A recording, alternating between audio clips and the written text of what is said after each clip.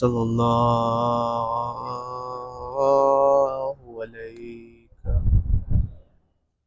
ya Sayyidina ya Mawlaya ya Aba Abdullah sallallahu alayka ya ibn Rasulillah ya Rahmatullahil Wasi'a ya Baban Najatil Ummah ya Gharib ya Madhloom ya Shaheed Karbala فيا ليتنا ثم يا ليتنا كنا معكم سادتي فنفوز والله فوزا عظيما أما بعد قال أبي عبد الله الحسين إنا لله وإنا إليه راجعون صلوات. My dear brothers and sisters, my elders, we have reached our final night together. Tomorrow is the day of Ashur. Tomorrow is a day of bala, of tribulation, of mushkilat on all Muhammad. Tomorrow is a day in which we must remind ourselves throughout the day that it is a day that is happiness for the likes of Banu Umayyah, and for the likes of Banu Marwan, and for the likes of Banu Sufyan. These are people who celebrate the day of Ashura. And truly, those that celebrate Ashura, or those that see Ashura as a day of happiness, or a day in which there is some kind of positivity, are nothing more than the likes of Banu Umayyah, or Banu Abi Sufyan, or Banu Marwan, or any of the others that Ziyarat Ashura sends la'nat on. So we want to be like Imam al-Rida alayhi salam. We want to be like Imam al-Sadiq alayhi salam.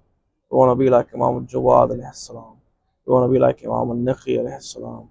We want to be like Imam al-Asqari alayhi salam. We want to be like Imam al-Hujjah alayhi salatu wassalam, and ensure that tomorrow is a day of griya for us. Tomorrow is a day of heartache for us. Tomorrow is a day of tragedy for us. Not a day of happiness. Not a day of glad tidings. Not a day in which we say Assalamu alaikum to one another, but a day in which we say Azzam Allah liqal ajr. May Allah give you patience for the devastating loss of Abu Abdullah. A day in which we try not to smile. A day in which we try not to joke. A day in which we try to separate ourselves from the world. A day in which we do not work, we do not earn money. We try not to open the news, we try not to discuss worldly affairs, for it is a day in which Qiyamah befell and befalls this earth. It is a day in which this land that I am so blessed to be in, and where I carry each and every one of you in my heart, is a place which transforms itself to 1400 years ago. The streets will be alive with the war drums. The streets will be packed with the azadars giving their pursa in the most beautiful and blessed ways. The haram will be packed with people giving their pursa in the most beautiful and blessed ways. And if any of you ever see, you will understand the realities of Azai Hussein if you're here on Ashura. When you see the Azadari that takes place in the haram, it enters and finishes any question of what is and isn't allowed in the path of Azai Hussein. For the Haramain allow Azadari in its most pure form to take place on the day of Ashura. It is a day when the earth itself weeps for Hussein ibn Ali alayhi salam. The animals, the creations of Allah, the trees, the skies, the ground, everything shakes and trembles for Abu Abdullah. Everything cries out in its own unique ways for Abu Abdullah alayhi salam. And it's a day in which we must cry out for Abu Abdullah alayhi salam. It's a day in which we must be sure that we have connected with Hussein ibn Ali alayhi salam.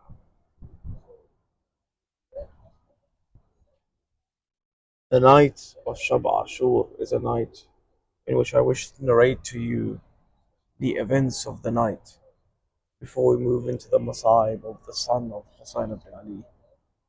But very, very shortly, we just want to share with you a section of the words of Imam al-Sajjad when it comes to the rights of the father and the son.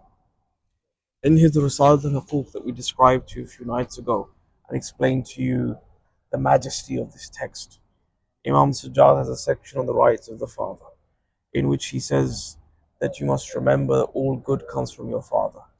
Anything that is positive in your life has happened because of your father. If your fathers are with you, thank them.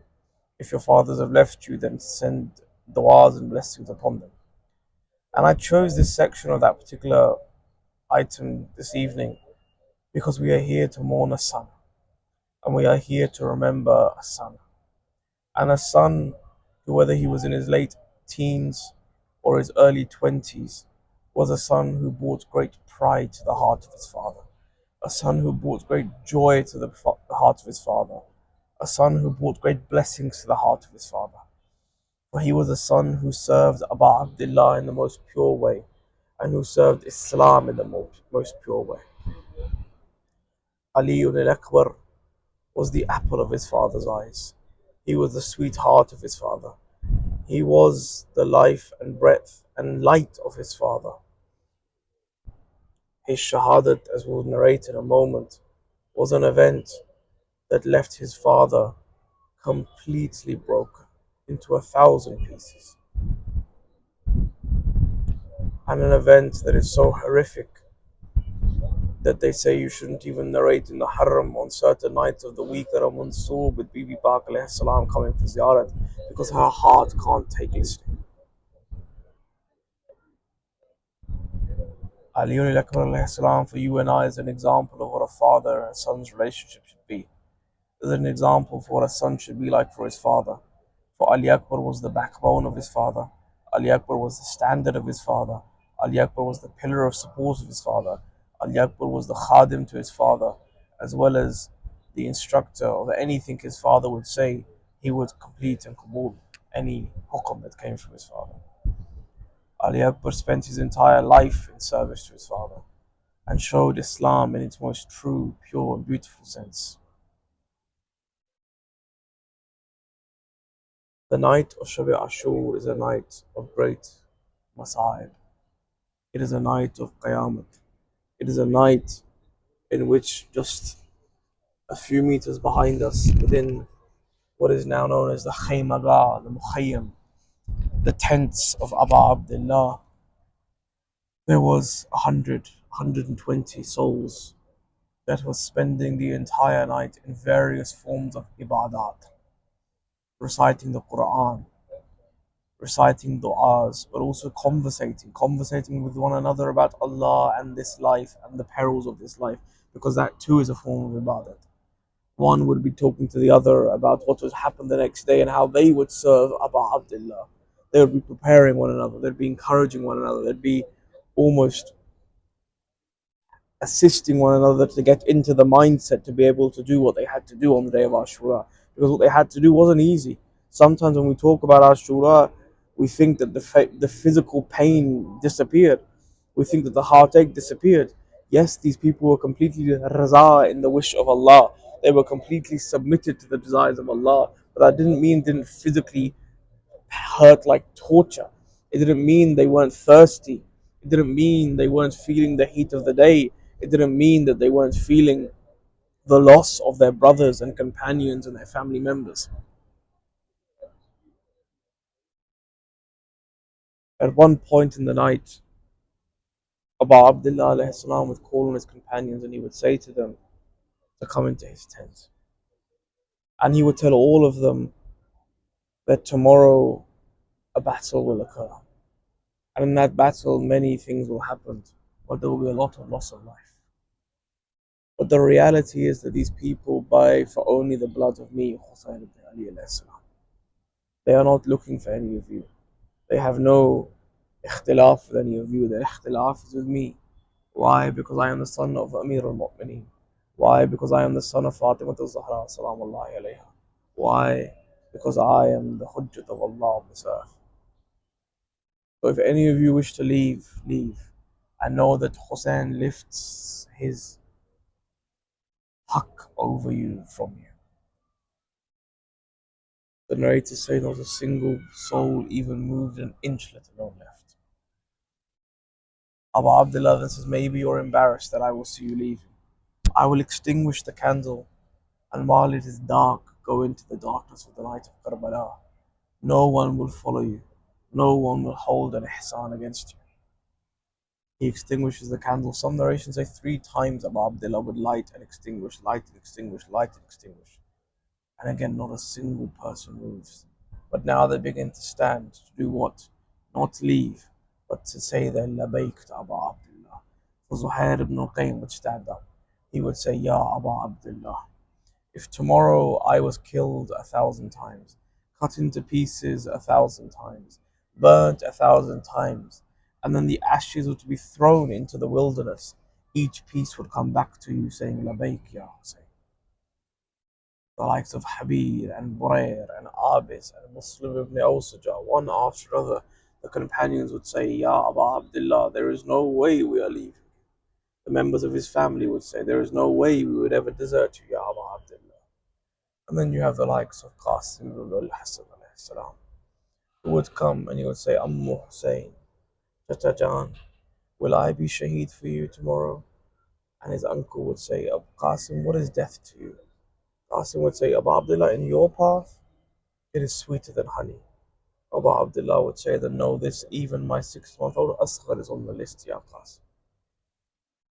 Later in the night, the narrators say that Habib ibn Madahir was passing by the tents of the sisters of Abu Abdullah, which Habib, that Habib who is buried in his own grave, who has his own dhari, who anyone who wishes to go and say Assalamu alaikum ya Abu Abdullah first has to pass by the grave of Habib, who makes note of every person, who keeps guard outside the grave of Husayn ibn Ali, who some of our poets put so beautifully would be able to say Ya Abu Abdullah rather than your people disturbing. And this is poetry. Don't take it literally, but the poets would say, tell your Zawar, don't disturb the master when their master's ghulam Habib can give their hajat. Come to Habib, allow your master to rest. That Habib ibn Madahir would be going past the tents of Zainab al-Kubra alayhi salam, and he would hear a sister asking her brother, Ya Abu Abdullah, have you tested the companions? Are they ready? Tomorrow will be a difficult day, lest they desert you. Habib Sheikh al-Ahsab, the leader of the Ahsab, will go running into the tent of the companions, saying, come quickly, the daughter of Ali ibn Abi Talib alayhi salam wishes to know, are we loyal to her brother Abu Abdullah? He would have them all kneel outside her tent, unsheathe their swords, and call out, O daughter of Amir al-Mu'mineen, here are our swords and here are our necks. Should you wish, command us, and we will strike ourselves here and now. They say Habib would receive a salam from Zainab al-Kubra, a salam that would break his heart, and he would say, Man mithli, who is like me? When the daughter of Ali alayhi salam sends her greetings to the likes of Habib ibn Madahir. This is a reminder for you and I, when we come to Karbala, put the phone down, forget the selfie. Look at how Habib comes to Karbala, he picks up the sands of Karbala and begins to rub it into his head. He would place his cheeks onto the ground of Karbala, because he knows he has come to a land of karb and bala, of gham and mushkilat. Sometimes we forget these things, we get lost in the beauty and the majesty. But remember, every footstep we take out there could be on a place where the pieces of Qasim had fallen, could be on a place where the blood of Abbas had fallen, could be on a place where the pieces of the body of Abu Abdullah were ripped apart by the horses of Bani Umayyah. Allahu Akbar. This is Karbala. This is Shab Ashur. They say in another part of the night, Shah Qasim, Mawla Ghazi al-Amdar, and Mawla Ali Akbar والسلام, are in the camp, and Abu Abdullah is passing by. Mawla Abbas says to Mawla Ali Akbar, Oh Ali Akbar, tomorrow I will go first, because if you go first, you are the light of the eyes of your father, Nur al-Aini Hussein. If you go first, your father will lose his eyesight. Ali Akbar says, my uncle Abbas, you are the alamdar of my father's army. You are my father's backbone, literally. If you go before me, his back will be broken. They say a young Shah Qasim looks up, looks to an uncle, looks to a cousin, says, oh my uncle, oh my cousin, know this. I am not the eyes or the light of eyes of anyone, nor am I the backbone of anyone. I am just the yatim son of Hasan al-Mujtaba alayhi salam. I will go before both of you, so that Abu Abdullah neither has his back broken, nor will his eyes lose their sight. They say Abu Abdullah hears this and he rushes into the tent. He grabs his nephew. He says, Qasim, Qasim, what have you said? Never say this again. You are both the light of my eyes and you are my backbone, O Qasim. They cry and cry. Why is it so difficult? Because Shah Qasim was the final reminder of a brother, and not just a brother, but Al Mujtaba was the Imam of Abu Abdullah alayhi salam. He is the last amanat, the last reminder of his brother. His brother would place the hand of Qasim in the hand of Abu Abdullah when he was passing away from this world, when he was shaheed, when his wife poisoned him in the way in which his grandfather had been poisoned. That is why it was so difficult. But there is one masa'ib which we must narrate to you tonight, which is a masa'ib that is so heart wrenching that you are not supposed to recite it in the haram of Mawla Hussain alayhi salam on any night that is mansoob with the ziyarat of Bibi Fatima alayhi salam, because they say Bibi Fatima's heart cannot handle hearing the masa'ib of Ali al Akbar. Even today, when you go to Maqam Ali Akbar, which is in a side street, and looks maybe so unassuming at first. When you reach there, you can hear the cries of a mother, and you can feel the girya of a mother who till this day cries over her sweetheart Akbar. They say Ali ibn Akbar comes out of the Khayma, walking with all the countenance of the Prophet, with the likeness of the Prophet, towards Hussein ibn Ali. And before he even reaches Abu Abdullah's hands are up in dua. And Abu Abdullah is saying, Oh Allah, you bear witness against these people. For now I send to them that man who most resembles your Prophet in his looks and his manners, in his speech and his behavior. The son doesn't have to ask. He knows the permission has been granted, but the father says, Oh Akbar, before you go, return to the Khayyam. Why? Because there is a lady there who brought you up as a mother. Before she would feed on Muhammad, she would feed you. Before she would clothe on Muhammad, she would clothe you. Before she worried for her own son, she would worry for you. Go to your aunt Zainab alayhi salam and take her permission. Now, I don't know what happened inside the tents. No one knows. But the narrators narrate that they saw the enemies say, the, the we saw the opening of the tent lift and fall 7 times. Why 7 times? Maybe my mind says because Ali Akbar would go to leave and maybe his aunt would say, Akbar, come back, let me see your face one final time. And then he would go to leave again, and maybe his mother would say, Akbar, no, come back to your mother one final time.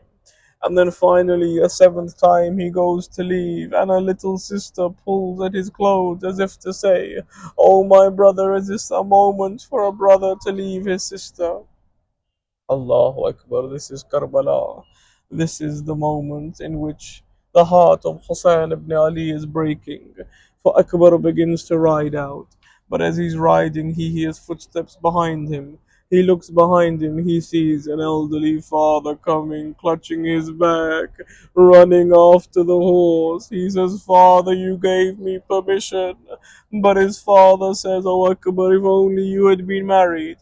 And then Allah had gifted you a son like Ali ibn Akbar, you would know how difficult this moment is for Hussein ibn Ali alayhi salam. For this is a moment in which an elderly father is bidding farewell to his young son. Ali, every few steps turn and look back at me, and in this way Ali Akbar would go into the battlefield and fight a ferocious battle.